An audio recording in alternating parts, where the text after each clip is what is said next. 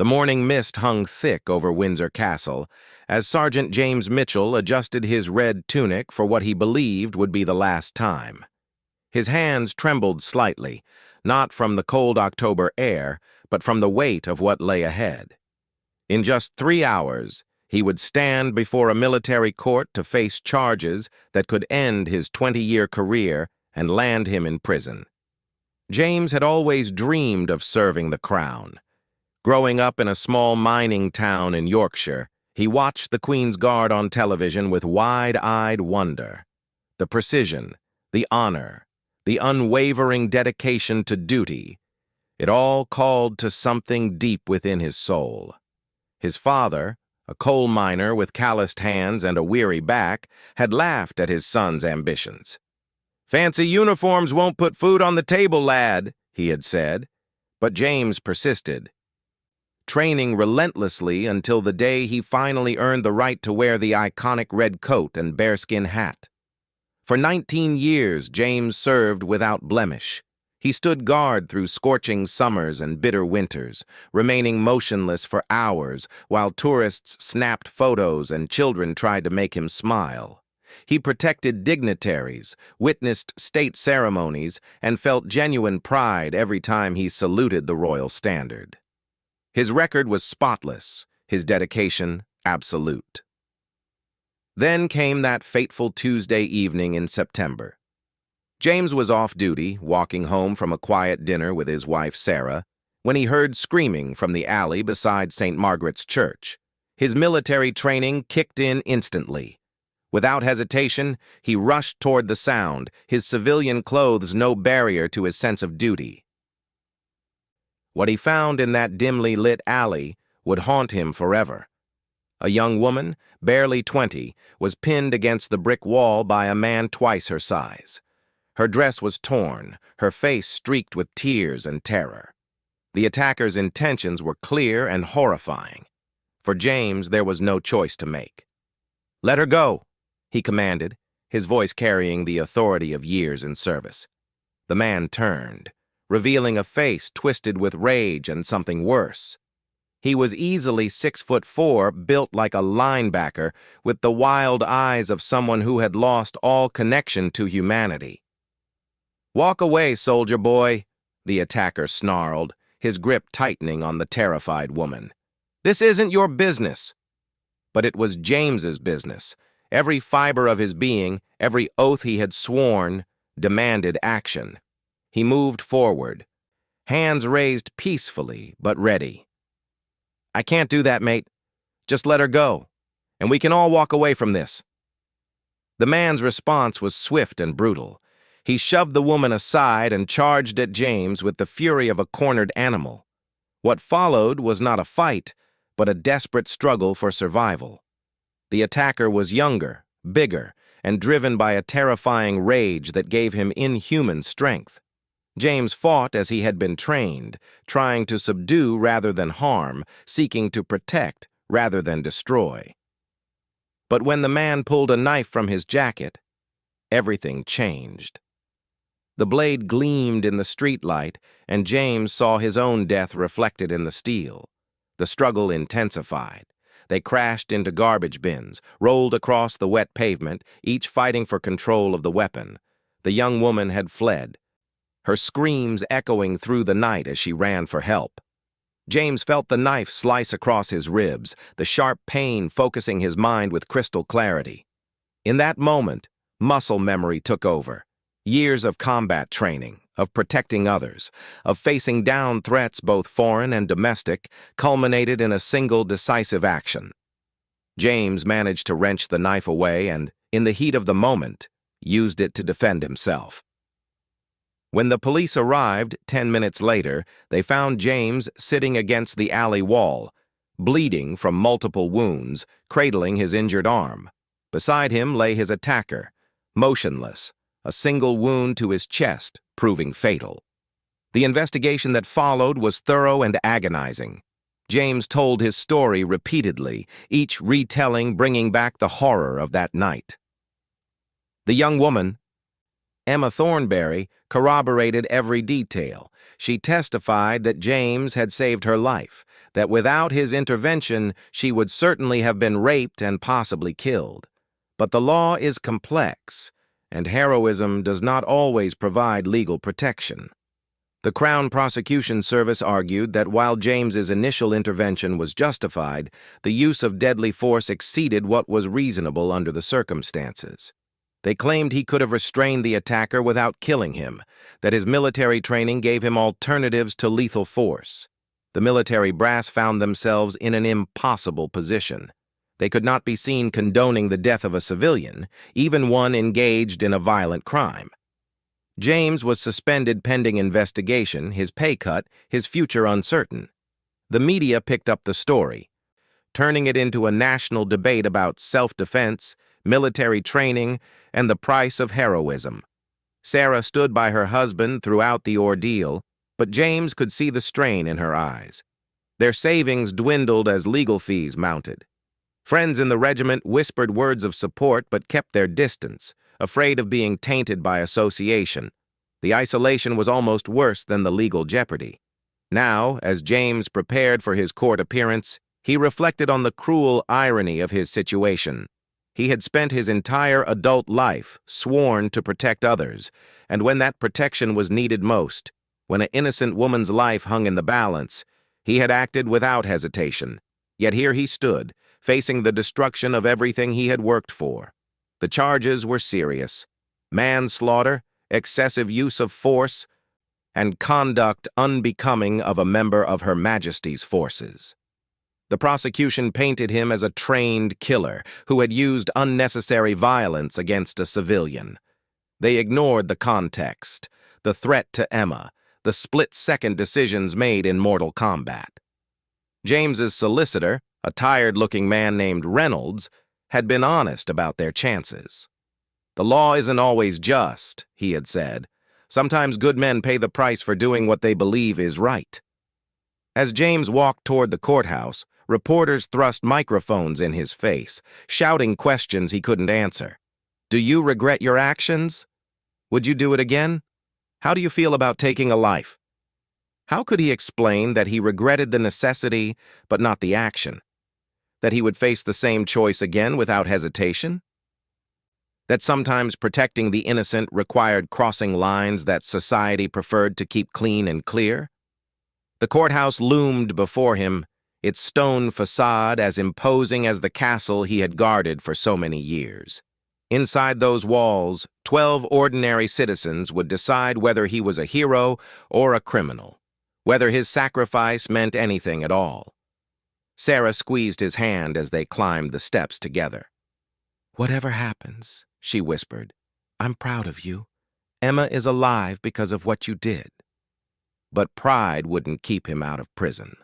Pride wouldn't restore his career or pay their mounting debts. As James entered the courthouse, he wondered if doing the right thing was worth losing everything that mattered to him. The bailiff's voice echoed through the chamber. "All rise for Her Majesty's court." James stood, his injured arm still aching from that terrible night, and prepared to learn whether justice and the law were the same thing. The courtroom fell silent as Judge Harrison entered, his black robes flowing behind him like dark wings. James Mitchell stood at attention, his military bearing intact despite the civilian clothes he now wore. The past 3 weeks of testimony had been a nightmare of legal maneuvering, expert witnesses, and painful recollections. Colonel Hartwell, James's former commanding officer, had testified on his behalf, his voice breaking as he described the exemplary soldier he had known for nearly 2 decades. "Sergeant Mitchell represents the finest traditions of the Queen's Guard," he had said. "His dedication to duty and protection of others has been absolute throughout his service." But the prosecution had been relentless. They brought in martial arts experts who demonstrated how James could have subdued the attacker without killing him. They questioned his judgment, his training, his split-second decisions made in mortal terror. The prosecutor, a sharp-faced woman named Ms. Blackwood, painted James as a man whose military conditioning had turned him into a weapon too dangerous for civilian society. Emma Thornberry had been the most compelling witness. Now 21, she had refused to let the attack define her, but the trauma was visible in her eyes. When she testified, the courtroom was so quiet that her whispered words carried to every corner. "He saved my life," she had said simply. "That man was going to rape me. And probably kill me afterward. I could see it in his eyes. Sergeant Mitchell didn't hesitate. He put himself between me and a monster, and he nearly died for it." The prosecution had tried to shake her testimony, suggesting that James could have resolved the situation without killing her attacker. Emma's response had been fierce and unwavering. "Have you ever been pinned against a wall by someone twice your size who wanted to destroy you? Have you felt your life slipping away while someone debated the proper amount of force to use? Sergeant Mitchell saved me. If that man had lived, he would have tried again. Other girls would have suffered." The victim impact statements had been particularly difficult. The deceased attacker, Marcus Crowley, had a sister who testified about his troubled childhood and mental health issues. She painted a picture of a man failed by the system, someone who needed help rather than death. Her tears were genuine, and James felt them like physical blows. But then came the revelation that changed everything. Detective Inspector Williams took the stand on the final day of testimony, carrying a manila folder that seemed to weigh 1,000 pounds. "Your Honor," he began, his voice grave, "new evidence has come to light regarding Marcus Crowley that the court must hear." The folder contained police files that had been sealed pending other investigations. Marcus Crowley hadn't been a troubled man who made one terrible mistake. He was a predator, with a history stretching back 15 years. The first assault had occurred when Marcus was 18. A girl at university, attacked in her dormitory. She had been too traumatized to press charges, and Marcus had escaped consequence. The pattern continued through his 20s and 30s. Women attacked, threatened into silence, or cases that couldn't proceed due to lack of evidence. Detective Inspector Williams read the list with clinical precision. Each case a life destroyed or forever changed. Sarah Hendricks, age 19, attacked in a parking garage. Rachel Morton, age 25, assaulted in her own apartment. Jennifer Walsh, age 22, found beaten unconscious in a park. The Crowley files reveal at least 12 documented attacks over 15 years, the detective testified. "We believe there were many more that were never reported. DNA evidence links him conclusively to at least 8 cases. 3 of his victims never recovered psychologically from their attacks. One committed suicide." The courtroom erupted. Marcus Crowley's sister collapsed in tears, her image of her troubled brother shattered forever. The prosecution sat stunned, their case crumbling as the true nature of the man James had killed became clear. But the most powerful moment came when Detective Inspector Williams revealed the final piece of evidence. "We found a journal in Crowley's apartment," he said quietly. "He kept detailed records of his attacks, including plans for future victims. Emma Thornberry's name was on that list, along with her address, her daily routine, and explicit details about what he planned to do to her." Emma gasped audibly from the public gallery. The realization that she had been deliberately targeted, stalked like prey, sent shockwaves through the room. James felt a cold rage build in his chest as he understood just how close she had come to a fate worse than death. The journal entries were read aloud, each page revealing the mind of a true monster. Marcus Crowley hadn't been troubled or sick. He had been evil in the purest sense, a predator who took pleasure in the suffering of others.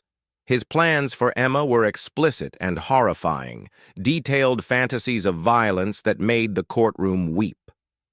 Based on this evidence, Detective Inspector Williams concluded, "I can state with absolute certainty that Sergeant Mitchell's intervention prevented not just one assault, but likely saved the lives of multiple future victims.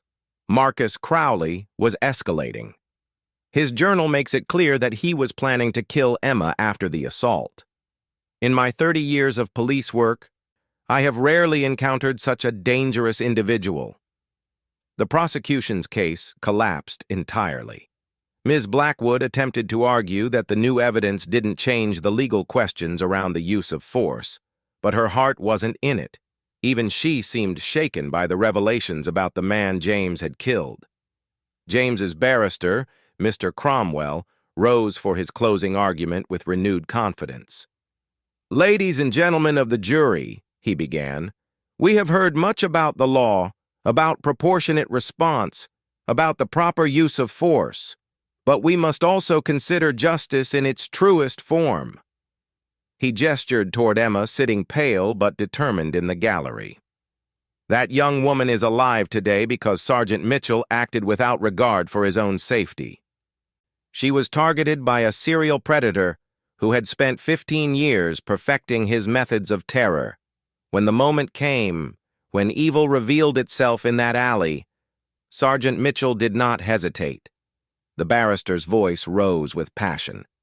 "The prosecution would have you believe that a trained soldier should have risked his own life and Emma's safety to preserve the life of a man who had destroyed so many others.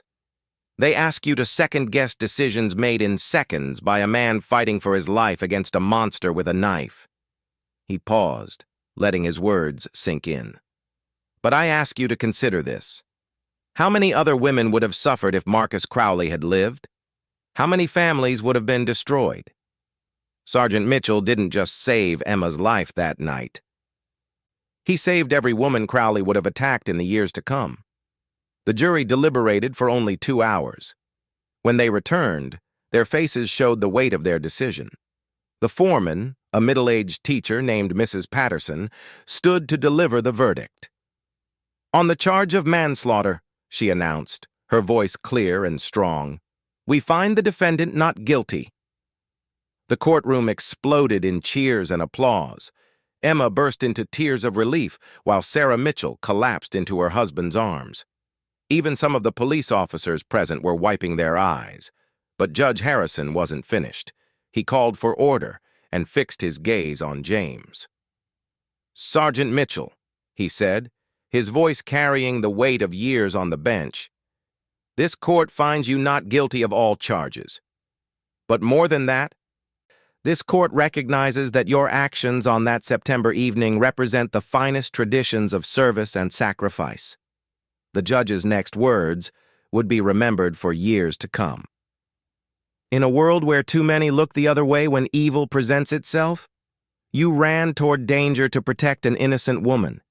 You risked everything, asked for nothing in return, and paid a terrible price for doing what was right." He paused, emotion creeping into his judicial composure. "While this court cannot undo the suffering you have endured, it can ensure that your actions are recognized for what they truly were, the actions of a hero." As James walked out of the courthouse a free man, reporters shouted questions and cameras flashed, but all he could think about was Emma, who had waited for him by the courthouse steps. Emma Thornberry stood on the courthouse steps, tears streaming down her face as James Mitchell emerged into the afternoon sunlight. The young woman who had been saved from horror now waited to thank the man who had sacrificed everything for her safety. But as their eyes met, words seemed inadequate for the moment. "I don't know how to thank you," Emma whispered as James approached, still surrounded by his wife Sarah and legal team. "You lost so much because of me." James shook his head firmly. "I didn't lose anything because of you, Emma. I chose to do what was right. That choice was mine alone, and I'd make it again without hesitation." The weeks following the trial brought unexpected developments that would change James's life in ways he never imagined. The story of the Royal Guard who sacrificed his career to save an innocent woman had captured the nation's heart. Newspapers ran headlines calling him Britain's true hero, and social media campaigns demanded his reinstatement. Colonel Hartwell was the first to visit James at his modest home in Windsor. The distinguished officer, who had served alongside James for nearly 2 decades, arrived in full-dress uniform, carrying documents that would restore hope to the Mitchell household. "The regiment has reconsidered your case," Colonel Hartwell announced formally. "In light of the trial's outcome and the exceptional circumstances of your actions, you are hereby reinstated to full active duty with all honors and back pay." Sarah gasped, her hand flying to her mouth, but James remained stoic. The vindication felt surreal after months of disgrace and uncertainty.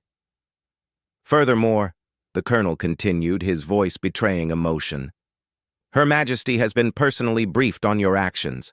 She has expressed her personal gratitude for your service and sacrifice." The formal reinstatement ceremony took place at Windsor Castle 3 weeks later.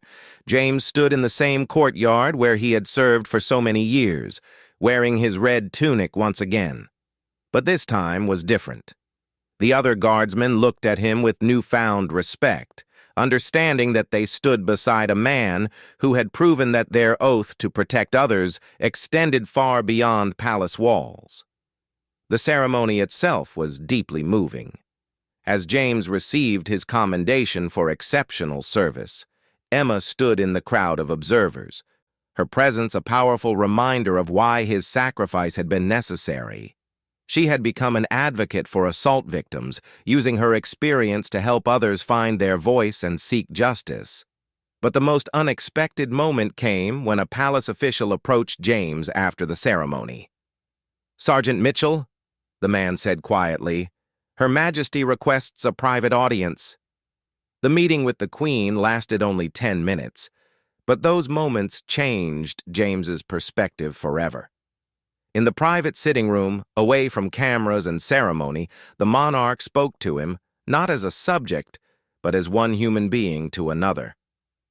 "What you did that night," she said simply, "represents the very best of what it means to serve others. You understood that our duty doesn't end when we remove the uniform." The Queen's words were personal and heartfelt. She spoke of her own understanding of service, of the weight of responsibility that comes with protecting others. "The crown you serve," she explained, "is more than a symbol of monarchy. It represents the protection of all our people, especially those who cannot protect themselves." James left the audience with a new understanding of his role. He wasn't just a ceremonial guard, he was part of a tradition that stretched back centuries, a tradition of ordinary people doing extraordinary things when the moment demanded it. The media attention gradually faded, but the impact of James's story continued to resonate. Police academies began using his case as a training example of ethical decision-making under pressure. Military schools discussed the moral courage required to act when action carries personal cost. Emma and James maintained a friendship that surprised everyone, including themselves. She became a regular visitor to Windsor, often joining James and Sarah for quiet dinners where they talked about everything except that terrible night in September. Emma had returned to university, studying law with the goal of helping other assault victims navigate the justice system. "You gave me back my life," she told James one evening as they walked through Windsor Great Park. "Not just by saving me that night, but by showing me that some people will risk everything to do what's right. That gives me hope for the world." The physical wounds from that night had healed, but James carried other scars. He suffered occasional nightmares, moments when he relived the struggle in the alley. A police counselor helped him understand that taking a life, even in defense of another, leaves marks that don't fade completely. "The fact that it troubles you," the counselor explained, "proves that you're still the good man who acted to save Emma. If it didn't affect you, then we'd have cause for concern." 6 months after the trial, James received an unexpected letter that would lead to the most meaningful moment of his ordeal. The letter came from Scotland Yard, informing him that the investigation into Marcus Crowley's crimes had identified 3 more victims who had previously been too frightened to come forward. The women, now in their 30s and 40s, had found the courage to tell their stories after learning about the trial and understanding that their attacker was finally gone. Each had been haunted for years by fear that he would return. that their silence made them complicit in future attacks. Detective Inspector Williams arranged a meeting where these women could meet James personally. The gathering took place in a quiet conference room at Scotland Yard, with counselors present to provide support. Margaret Foster had been Crowley's first known victim 15 years earlier. Now a successful architect, she had built a good life despite the trauma, but the fear had never completely left her. "For 15 years, I've lived with the knowledge that he was still out there," she told James, her voice steady despite her tears. "I've wondered how many other women suffered because I was too afraid to fight him in court. But you stopped him. You ended it." Rebecca Holmes, attacked 7 years prior, had moved to another country to escape her fear. She had returned to England specifically for this meeting. "I need you to understand," she said, "that what you did saved more than Emma's life. You saved all of us from living in fear forever." The third woman, Catherine Webb, was the mother of 2 young daughters. Her attack had happened just 3 years before James encountered Crowley. "My girls will grow up in a world where that monster can't hurt them," she whispered. "They'll never know the fear I've carried, and that's because of you." James listened to each woman's story, understanding for the first time the full scope of what his actions had accomplished. These weren't just names in a police file. They were real women whose lives had been devastated by a predator who would never hurt anyone again. "I wish I could have stopped him sooner," James said finally. "I wish none of you had to suffer what you did."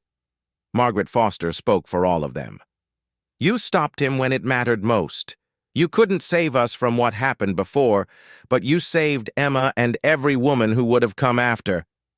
That has to be enough." The meeting ended with something none of them expected, a sense of closure that had seemed impossible for years.